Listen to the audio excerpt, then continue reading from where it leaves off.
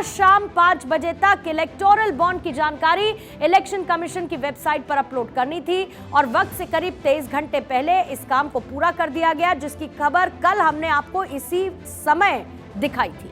लेकिन आज जब इस मामले की सुनवाई देश की सबसे बड़ी अदालत में हुई तो सुप्रीम कोर्ट ने एसबीआई पर नाराजगी जाहिर की। ये कहा कि यूनिक नंबर का खुलासा क्यों नहीं किया गया।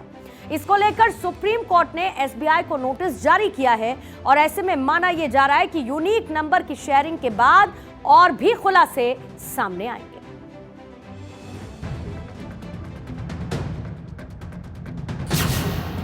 चुनावी फंड पर सुप्रीम आदेश, एसबीआई पर सख्ती।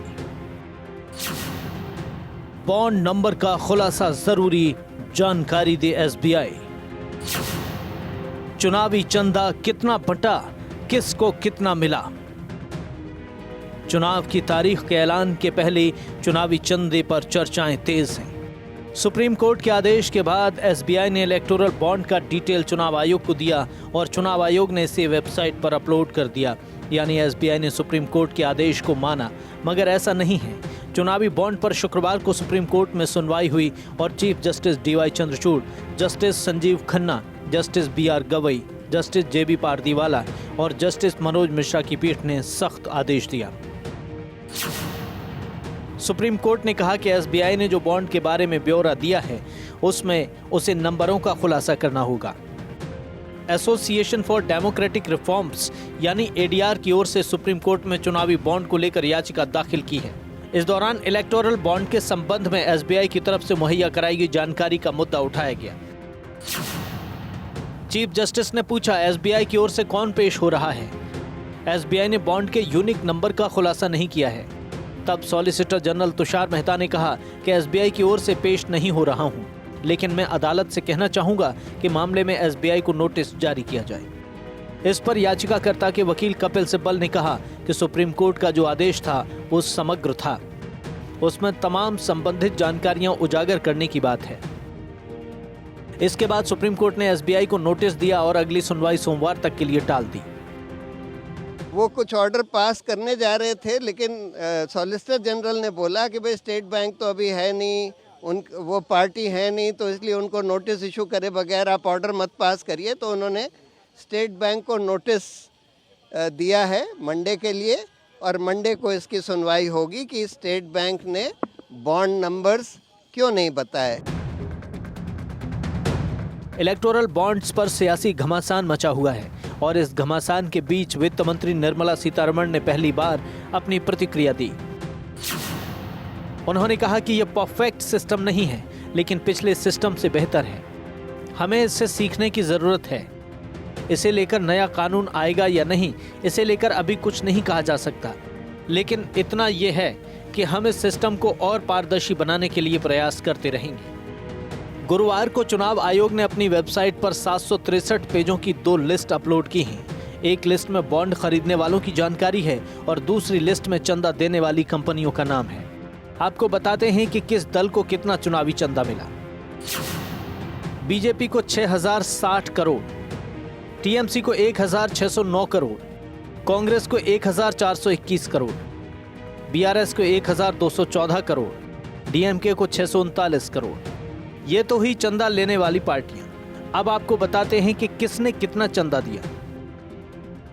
मेगा इंजीनियरिंग नाम की कंपनी ने 966 करोड़ का चंदा दिया। क्विक सप्लाई चेन नाम की कंपनी ने 410 करोड़, वेदांता लिमिटेड ने 400 करोड़ और हल्दिया एनर्जी ने 377 करोड़ रुपए का चंदा दिया। इससे पहले तक चंदा लेने वाले यानी पार्टियों का नाम तो सामने आया था और अब किसने चंदा दिया उसका नाम भी सामने आ गया है और यूनिक नंबर के खुलासा होने के बाद मुमकिन है और कई बातों का पता चलेगा। यानी देखते रहिए आगे आगे होता है क्या। Bureau report, Bharat 24। विपक्ष ने इलेक्टोरल बॉन्ड में घोटाले का आरोप लगाया, जिस पर डिफेंस मिनिस्टर राजनाथ सिंह ने विपक्ष को नसीहत देते हुए कह दिया कि सुप्रीम कोर्ट में दरवाजा क्यों नहीं खटखटा रहे हैं। अब तो इलेक्शन कमीशन ने सबमिट कर दिया, दे दें, वो देख लें उसको, और नहीं कोई आपत्ति है तो बतलाएं क्या आपत्ति है। इसकी बहुत बड़ा स्कैम हुआ है। अरे स्कैम हुआ है तो भाई इलेक्शन कमीशन को बतलाएं। सर आगे एनआरसी अब स्कैम यदि हुआ सुप्रीम कोर्ट जाए, कौन रोकता है उनको? जनता की आंखों में धूल क्यों झोंक रहे हैं? सुप्रीम कोर्ट ने इलेक्टोरल बॉन्ड से जुड़ी जानकारियों में यूनिक नंबर को शामिल नहीं किए जाने पर एसबीआई पर नाराजगी जाहिर की। देश की सबसे बड़ी अदालत ने भारतीय स्टेट बैंक से कहा कि वो इलेक्टोरल बॉन्ड नंबर यानी कि यूनिक नंबर भी साझा करे। अब सवाल ये उठता है कि आखिर इस नंबर के आने से पता क्या चल जाएगा, तो उसके बारे में भी आपको बता देती हूं। यानी कि यूनिक नंबर क्या है ये आप जानिए।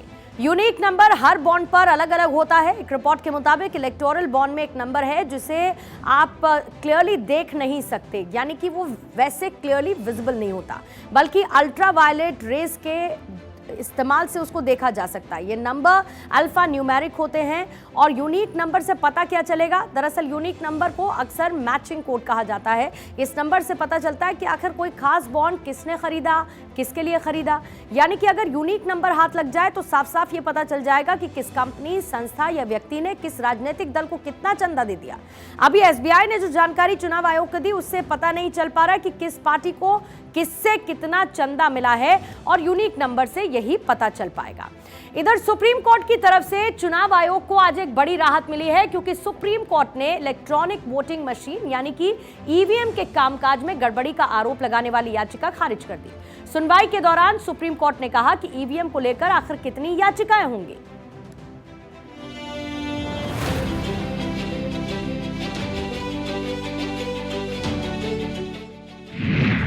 ईवीएम पर विरोधियों को सुप्रीम झटका। ईवीएम से जुड़ी याचिका सुप्रीम कोर्ट से खारिज। ईवीएम को लेकर बार बार विपक्ष आए दिन सवाल उठाते रहता है। आए दिन विपक्षी दल कहता है कि ईवीएम को हैक किया जा सकता है। हालांकि चुनाव आयोग की तरफ से बार बार कहा जाता है कि ईवीएम को हैक नहीं किया जा सकता। विपक्ष ने ईवीएम में गड़बड़ी का आरोप लगाते हुए सुप्रीम कोर्ट का दरवाजा खटखटाया था, जहां पर विपक्ष को झटका मिला। न्यायमूर्ति संजीव खन्ना, न्यायमूर्ति दीपांकर दत्ता और न्यायमूर्ति ऑगस्टीन जॉर्ज मसीही की एक पीठ ने कहा कि ये अदालत कई याचिकाओं की पहले ही कई मौकों पर पड़ताल कर चुकी है।